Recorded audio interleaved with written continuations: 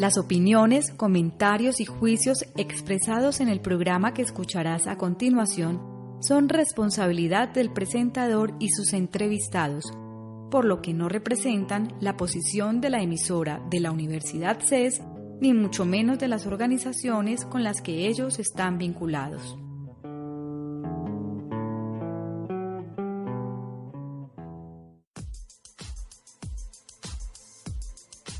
Las entrevistas, los debates, la opinión y toda la actualidad jurídica la puedes escuchar en Voces del Derecho, programa realizado por la Facultad de Derecho de la Universidad CES y su emisora CES Radio.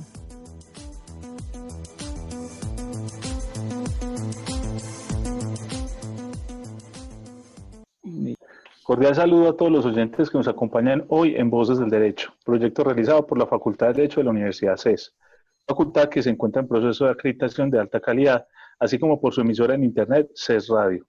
Mi nombre es José David Arenas, docente de la universidad, y es un placer compartir este espacio con ustedes. En el programa presentaremos pensamientos y resultados de investigaciones sobre problemas jurídicos. Voces del Derecho se transmite todos los lunes a las 8 de la mañana por CES Radio. Y no sería viable su realización sin la valiosa ayuda de la proyección corporativa de la universidad, por lo que agradecemos a dicha oficina.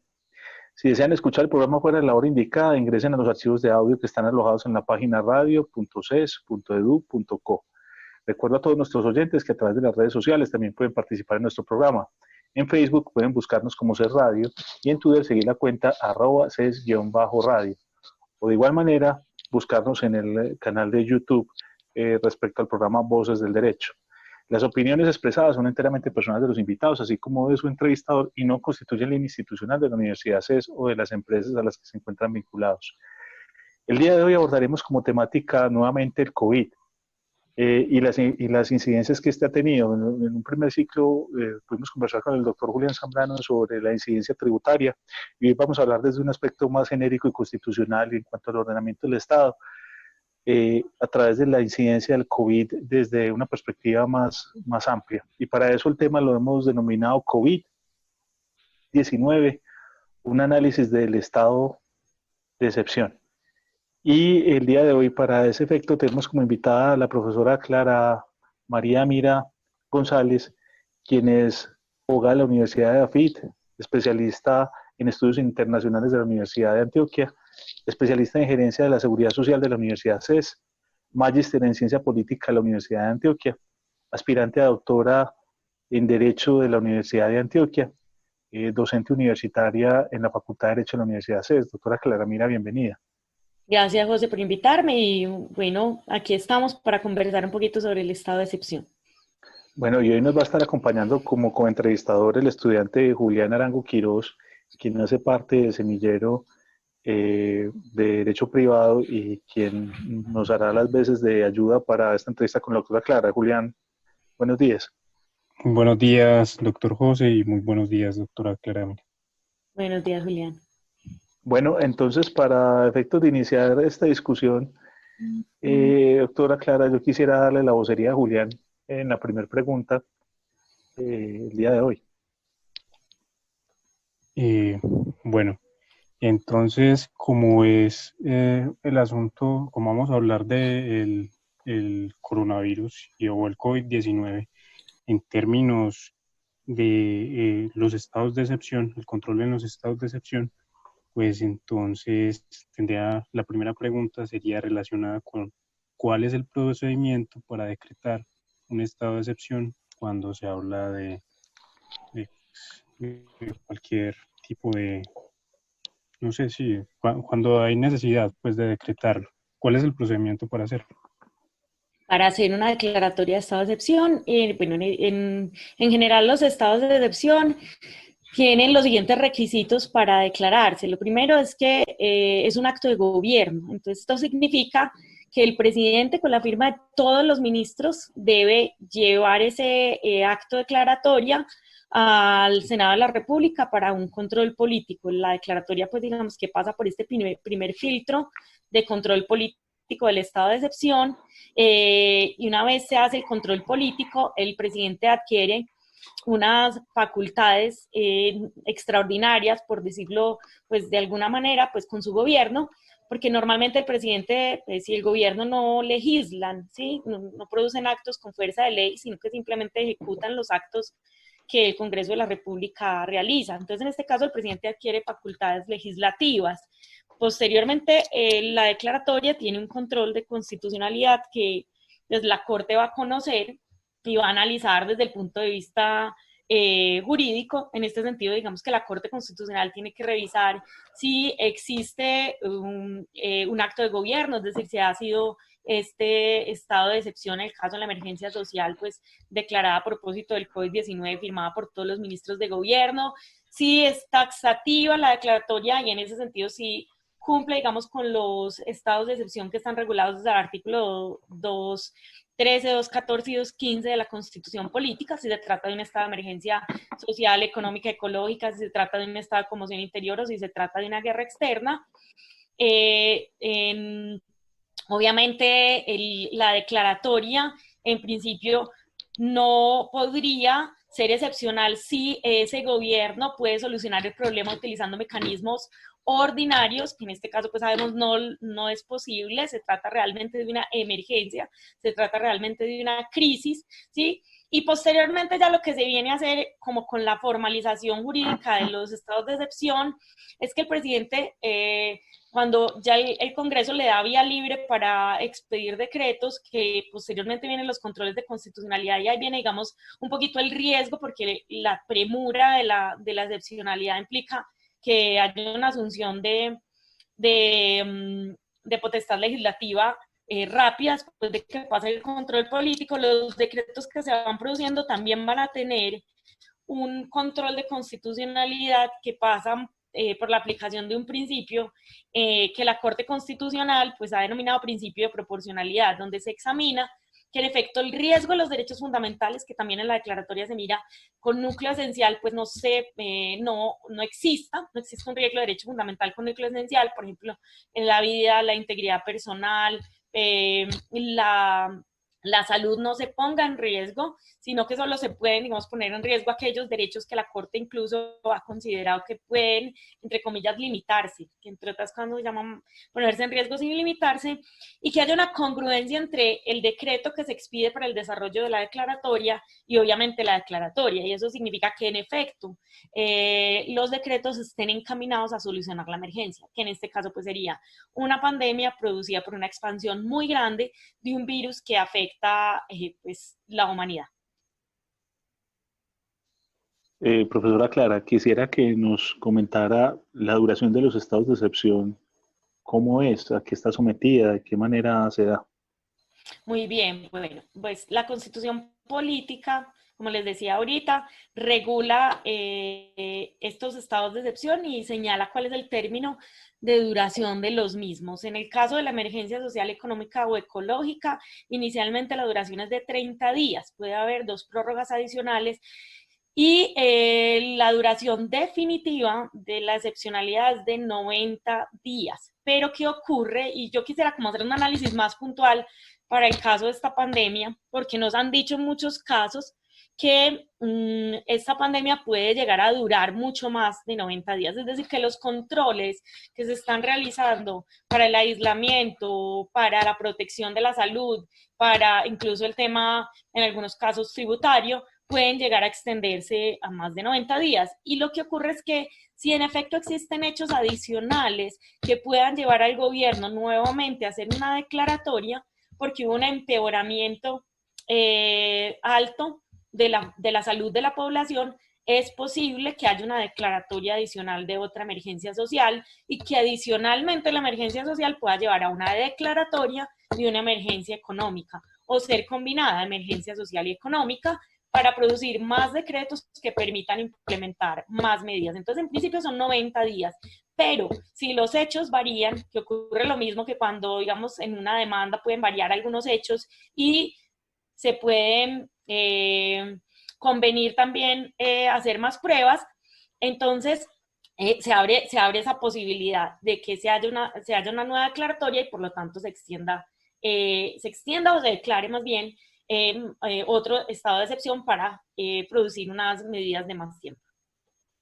Ok, doctora Clara, pero entonces, ¿cómo debería realizarse un control de constitucionalidad sobre los estados de excepción?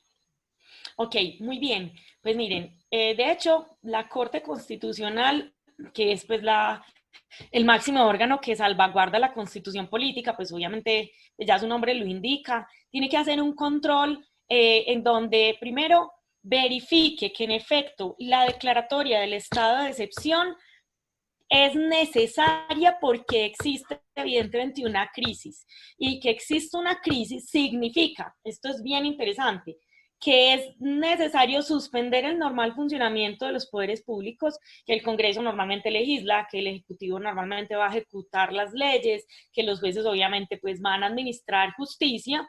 Es necesario suspender ese normal funcionamiento por una emergencia que requiere medidas urgentes para que el gobierno nacional adquiera potestad legislativa. Esa es la primera parte como de ese, digámoslo, de ese control, ¿sí? Que haya una necesidad.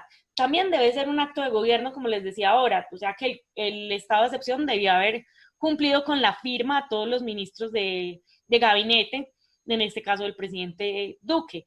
Pero también, pues obvio, hay una taxatividad, no es una emergencia de cualquier tipo. Debe ser una emergencia social, económica, ecológica, conmoción interior o guerra externa.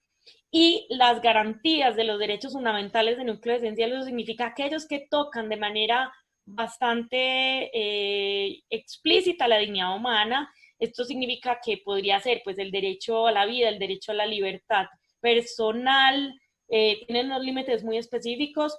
La integridad personal, pues en efecto no se podría tocar, la salud pues tampoco se puede vulnerar, y se pueden hacer algunas regulaciones de los derechos a la circulación, del derecho a las comunicaciones, obviamente del derecho a la circulación, ¿sí?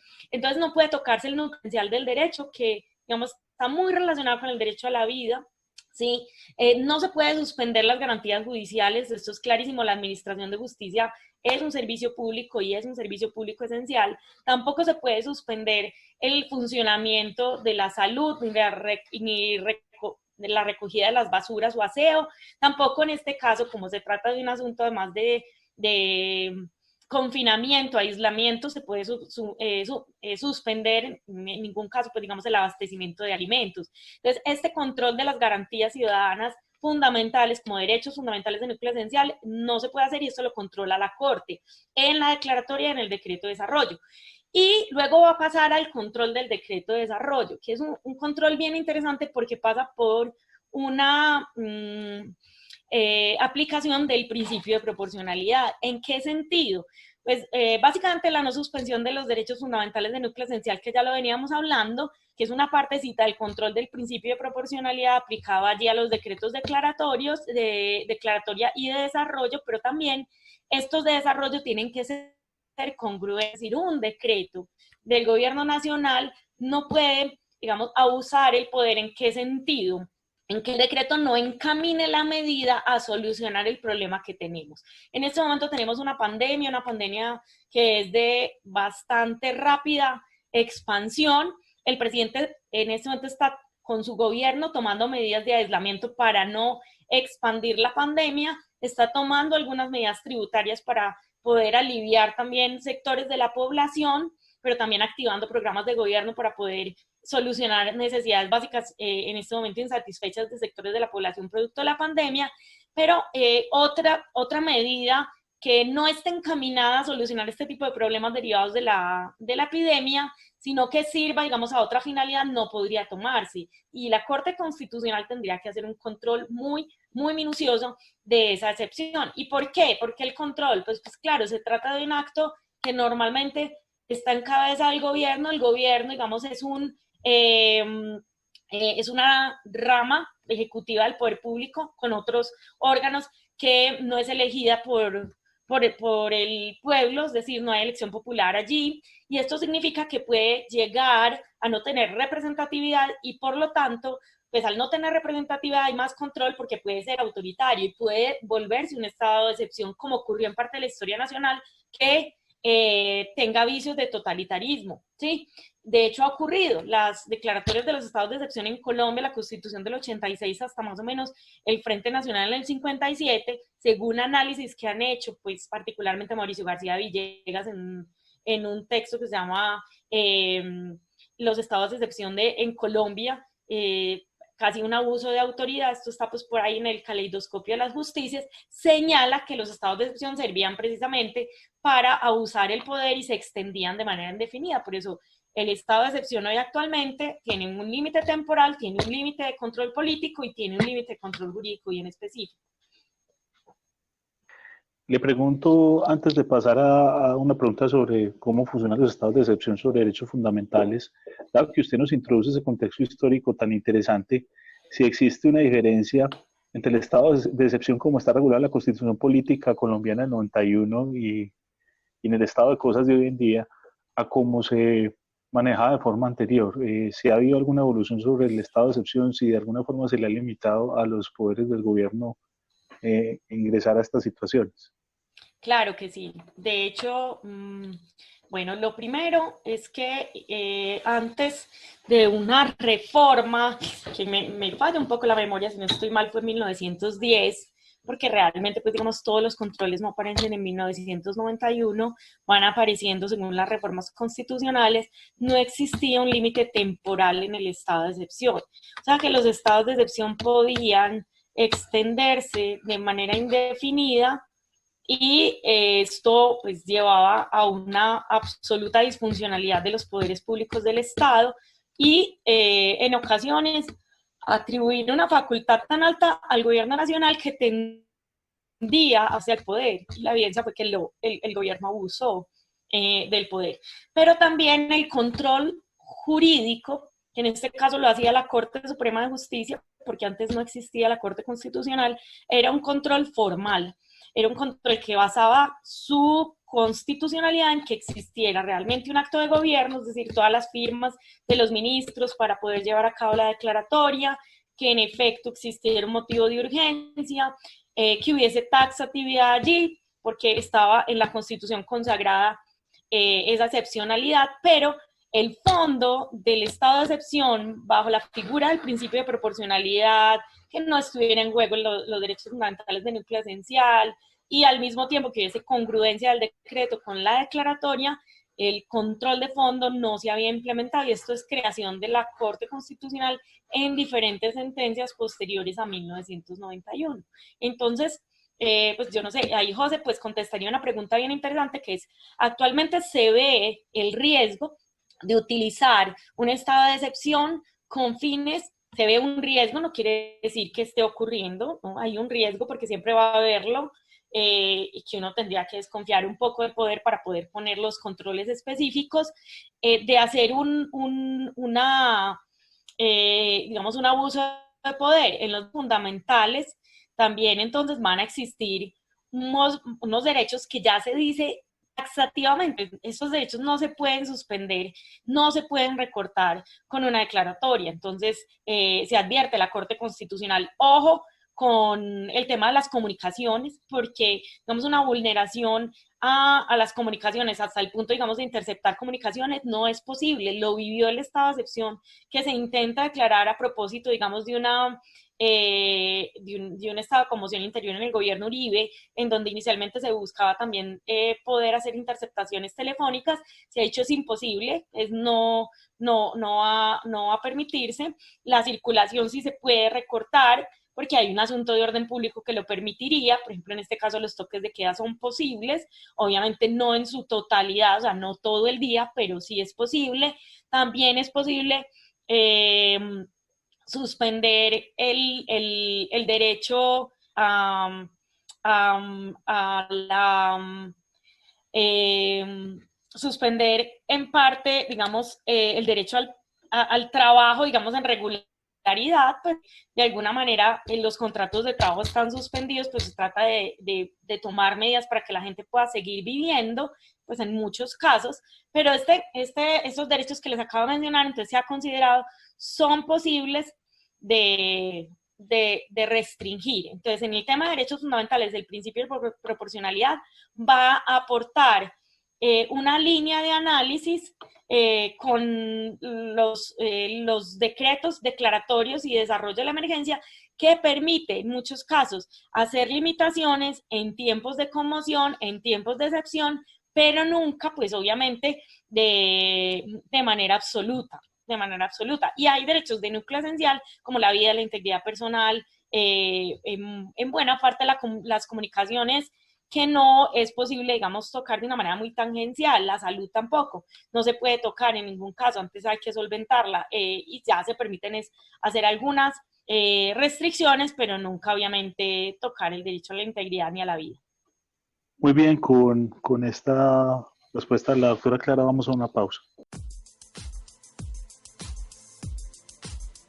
En Voces del Derecho conocerás la actualidad jurídica con la visión profesional y especializada de expertos académicos.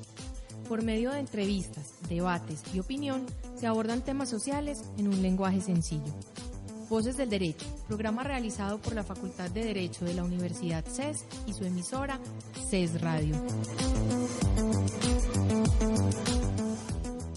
Regresando a la pausa, en la discusión que teníamos durante la suspensión, Julián tenía una inquietud en relación a los poderes regionales y los poderes nacionales. Julián. Sí, doctora Clara, ¿cómo se deberían entender las potestades que adquieren los alcaldes y los gobernadores durante los estados de excepción?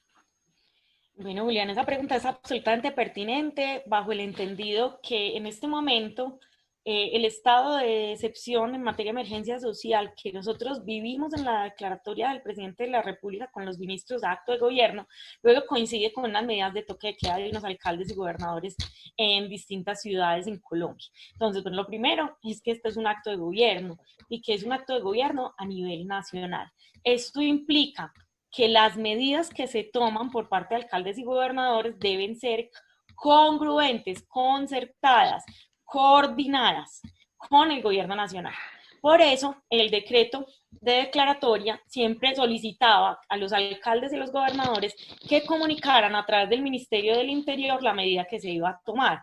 Y eso es perfectamente, pues, digamos, coherente, porque sí es un acto de gobierno que de hecho se tiene que coordinar. Lo que pasa es que inicialmente se hablaba es hasta tanto el gobierno nacional pues no lo está haciendo. Afortunadamente me parece que ha tomado unas medidas bastante pertinentes en esta materia. Digamos que llegar a recortar un derecho fundamental porque la salud se pone en riesgo, porque es que el confinamiento dura muy poco y por lo tanto hay un contagio muy alto y el alcalde o el gobernador dice, venga, yo hago una medida de choque de aislamiento, pero la voy a hacer ya y voy a hacer un toque de queda ya. Entonces, ¿cuál es el argumento del alcalde o del gobernador cuando toma la decisión y casi que sin necesidad de autorización en el gobierno nacional, porque le puede decir que no, es que yo estoy defendiendo los derechos fundamentales a la salud de mi población y por lo tanto, en el caso de esta medida me amparo, digamos, en la Constitución? Que era una pregunta que a mí me habían hecho ya anteriormente cuando empezó esta pandemia, por la disputa que se generó en la alcaldía de Bogotá con Claudia López y las medidas a nivel nacional, pero que posteriormente lograron ser coordinadas. Entonces pienso que por ese lado, digamos que en principio tendrían que ser comunicadas, pero que al existir un choque que pueda llegar a existir, un alcalde o un gobernador se ampararía, digamos, en el hecho de que está actuando en pro de la protección de un derecho fundamental, con miras a que después, digamos, ese decreto que levante el aislamiento y que está generando contagios masivos con el tiempo, pues llegue también a una declaratoria de inconstitucionalidad, porque pues esa es la idea, digamos, con el control jurídico. No sé si con esto de pronto estoy contestando la pregunta. Que sí, doctora, Okay. Claro está que creo que va a haber mucha tela para cortar debido a que sigue sintiéndose como la riña entre la relación entre lo local y lo nacional en torno a los criterios. Digamos lo que, como usted bien lo dijo, hasta el momento la presidencia no ha tomado decisiones como equivocadas con respecto a este asunto, pero al parecer no hay unos criterios que estén alineados totalmente, por ejemplo, entre la alcaldesa de Bogotá y el señor presidente. No más, pese a que extendió la cuarentena, al parecer desde la alcaldía de Bogotá en muchas ocasiones se menciona o se habla en comunicados públicos de periodos más largos y nos da a entender que pueden darse este tipo de roces a los que usted está haciendo referencia. Sí, claro, de hecho puede ocurrir que en Bogotá el término de aislamiento se considera insuficiente y por lo tanto se quiere extender. Pero en esa medida será posible también considerar las circunstancias de la ciudad, mirar si es, porque los alcaldes y los gobernadores también tienen una potestad de excepción. Cuando se trata de un estado de excepción a nivel nacional, la declaratoria es de gobierno, pero puede existir una emergencia a nivel local y pues solicitarse, digamos, en principio porque se trata de un acto de gobierno nacional, solicitarse esa posibilidad de extensión, coordinar con el gobierno nacional de manera que se pueda extender. En este sentido sí habría que coordinar porque inició con un estado de excepción nacional, ¿sí? Es por ahí. Claro, Claro, tienen posibilidad de hacer extensiones en la medida en que se coordine. y dada pues que ahí se da una coexistencia, digamos, lo de poderes entre lo regional y lo nacional, yo quisiera preguntarles por una coexistencia de hechos o de estados de excepción. ¿Es posible que concurran varios estados de excepción al mismo tiempo? Sí, de hecho, las emergencias tienden a volverse emergencias de otro tipo. Por ejemplo, en este caso, que es muy claro, tenemos una emergencia social motivada por un problema de salud que al agravarse, digamos, la economía, al herirse un poco bastante la economía, puede volverse una emergencia económica. Es decir, el estado de excepción podría ser emergencia social y económica, ¿sí? Lo que hace que en esta medida las decisiones de gobierno, en este sentido los decretos de desarrollo, pues tengan que solventar los dos problemas. Y por eso el tema tributario allí está, y por eso el tema salarial está, y por eso los despidos colectivos también están allí en la mesa, cómo hacerlo, los auxilios que se dan a la población vulnerable también se puede encontrar allí como un tema sobre la mesa. Entonces sí, es muy probable que concurran, sí pueden concurrir. Y puede concurrir también una emergencia social con una conmoción interior, claro que sí. Podría pasar que a raíz de un problema de orden público, supongamos el caso de la salida de los presos de las cárceles, no sé, pues aquí está controlado, pero de manera masiva, pues se derive un asunto de un problema de seguridad bastante alto y aumenten los delitos, ¿no? Al aumentar el delito, entonces estamos en una pandemia, pero entonces esa emergencia social también puede ser una conmoción interior o una declaratoria de guerra externa, un problema con Venezuela, ¿sí? Que lleve a una declaratoria de una guerra exterior. Ok. Eh, Doctora Clara, ahorita hablábamos acerca de los derechos que se desarrollaban durante la declaratoria. La pregunta es, ¿cuál es el contenido que deben tener esos derechos? Bueno, los derechos que se pueden limitar en la Oh, declaratoria o ok, los derechos que se pueden restringir en la declaratoria, porque en general pues existe una gran cantidad de derechos fundamentales en la Constitución política, no todos, digamos, con un núcleo esencial. Lo que dice, que es bueno mencionarlo también acá, la ley estatutaria de estados de excepción, que es la ley 137 del 94, es que no pueden suspenderse, no pueden restringirse los derechos fundamentales que tienen ese núcleo esencial. Y esos derechos con núcleo esencial son aquellos que tocan el punto de la dignidad humana, son derechos relacionados con la vida y la integridad personal, son derechos en donde, digamos, sí, la vida ya en condiciones de salud, en condiciones de existencia, no puede suspender, porque pues de alguna manera pues estaría en juego ya, estaría en juego la vida de la persona, estaría en juego la existencia de la persona. Digamos, desde ese punto de vista es donde se hace la interpretación, sí, y obvio, esos son los derechos fundamentales, pero también hablamos de ciertos servicios del Estado que no pueden suspenderse en su prestación porque solventan esos derechos con núcleo esencial y algunos de los servicios que no van a suspenderse son la administración de justicia, pues obviamente estamos hablando de algunos puntos fundamentales, por ejemplo, la administración de justicia en este caso, cuando se están tomando medidas en materia de asegurar los penales, ¿sí? Cuando, digamos, tienen que dictar medidas de aseguramiento, las que tienen que ver con la jurisdicción especial en el tema de víctimas de conflicto, ¿sí? Tampoco pueden ser suspendidos los servicios públicos domiciliarios, no puede suspenderse por ningún motivo el servicio a la salud. En este caso, obviamente, pues sin ningún otro, pues lo que pasa es que este caso es mucho más sensible. Entonces, pues en ese punto, claro, hay una posibilidad de restricción, pero para cuidar, digamos, esos otros derechos que tienen un núcleo esencial, que obviamente hay que limitar unos para poder maximizar el beneficio de otros. Y también aplica allí la proporcionalidad. Muy bien, con esta respuesta de la doctora Clara vamos a una pausa. En Voces del Derecho conocerás la actualidad jurídica con la visión profesional y especializada de expertos académicos. Por medio de entrevistas, debates y opinión se abordan temas sociales en un lenguaje sencillo. Voces del Derecho, programa realizado por la Facultad de Derecho de la Universidad CES y su emisora CES Radio.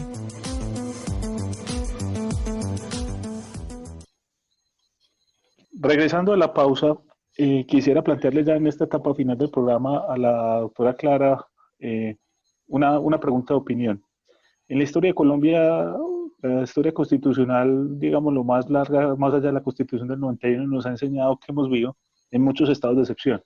De hecho, en cierta época podría considerarse que la excepcionalidad era la regla. Yo quisiera que ella nos analizara, pues, a la luz de este último estado de excepción, así como de los más recientes que ha tenido la República, si considera si ha habido o no algún cambio en esa situación que, pues, como ella misma lo señaló en sus comentarios antes, quizás pone en ocasiones en amenaza a la democracia. ¿Piensa usted, doctora Clara, que en eso hemos avanzado? ¿Ha habido algún progreso o, por el contrario, seguimos esa misma senda de excepcionalismo que acaba convirtiéndose en una norma? Bueno, la pregunta es muy interesante porque de hecho implica hacer un análisis sobre la tendencia en las declaratorias de estados de excepción a partir del 91 hasta hoy. Pues José, te cuento, nosotros hicimos una investigación que culmina en el año 2014 sobre ese tema de estados de excepción y control de constitucionalidad en Colombia. ¿Qué detectábamos? Hasta el 2014 llevábamos 14 declaratorias de estados de excepción, independiente pues de que haya prosperado la totalidad, ¿cierto? Llevamos 14 declaratorias comparadas con la Constitución de 1886, en donde la excepcionalidad ya superaba las 40 declaratorias. De hecho hubo 20 años en donde prácticamente los gobiernos funcionaron con excepcionalidad, ¿sí? Que es desde 1887 hasta 1940 y punto. De hecho, lo estudia también el mismo Mauricio García Villegas que mencionaba yo ahorita. Entonces, a ver, cuando uno analiza el número, cuando uno hace la torta sobre las declaratorias de estados de excepción producidas desde 1991 hasta hoy y las que se produjeron en el transcurso de 1887 hasta 1953, pues realmente no habíamos progresado tanto en el uso de la figura, en el uso. El uso de la figura es y pues sigue siendo bastante recurrente. No obstante, en lo que sí hemos progresado muchísimo, de manera bastante grande, es en los controles jurídicos del estado de excepción, particularmente en los controles de la Corte Constitucional. Es decir, el hecho de que la Corte Constitucional diga hay que aplicar un principio de proporcionalidad, hay que definir esta congruencia entre el decreto y la teoría, de tal manera que no vayan a ponerse en riesgo los derechos fundamentales del núcleo esencial, tiene que haber una coordinación entre el gobierno nacional, los poderes locales, pero asimismo tampoco se puede suspender el funcionamiento de servicios públicos considerados esenciales, ni es posible hacer una declaratoria cuando esa emergencia se puede haber solucionado con un mecanismo ordinario. Ese control que yo estoy mencionando acá a grandes rasgos es el que ha llevado realmente a innovar en la excepcionalidad en Colombia. Y la Corte Constitucional, pues, digamos, ahí ha hecho algunos controles de manera efectiva y digamos que otros tal vez no tanto, pero tiene toda la doctrina para hacerlo. Y en este caso me parece pues que en el momento en que vaya a tener que tomar conocimiento del asunto sobre el estado de excepción declarado, tendrá todas las herramientas para hacer un control bastante exhaustivo de fondo. Entonces, sí hemos avanzado en ese sentido, en el control material del estado de excepción, sí. En la declaratoria, el número de declaratorias, no creo que hayamos avanzado. Y también hemos avanzado, perdón, se me olvidaba, ¿no? En la temporalidad de la declaratoria. Esa temporalidad de la declaratoria implica que el estado de excepción no puede declararse de manera indefinida, pero también hay otro control que es fundamental, hay que estar bastante atento, y es que la medida que se tome en estado de excepción no se podría volver permanente, sino solo si el Congreso de la República lo votara por una mayoría cualificada. Entonces aquí hay que ponerle ojo, pues digamos, a esta disposición, porque no quisiéramos, yo pues personalmente no quisiera, hablo más como ciudadana que como profesora, que el tema, digamos, de los impuestos que de pronto pueden llegar económicos, pues se vuelvan impuestos permanentes, lo que nos ha ocurrido en la realidad nacional. Entonces, aquí hay un control ya interesante para no generar un fenómeno que se denomina blanqueamiento de los decretos. ¿Sí?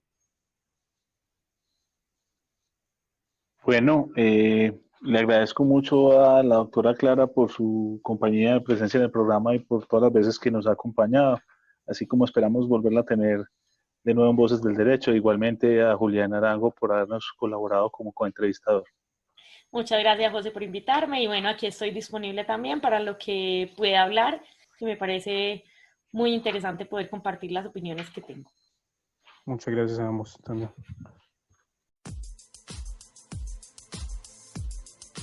Las entrevistas, los debates, la opinión y toda la actualidad jurídica la puedes escuchar en Voces del Derecho. Programa realizado por la Facultad de Derecho de la Universidad CES y su emisora CES Radio.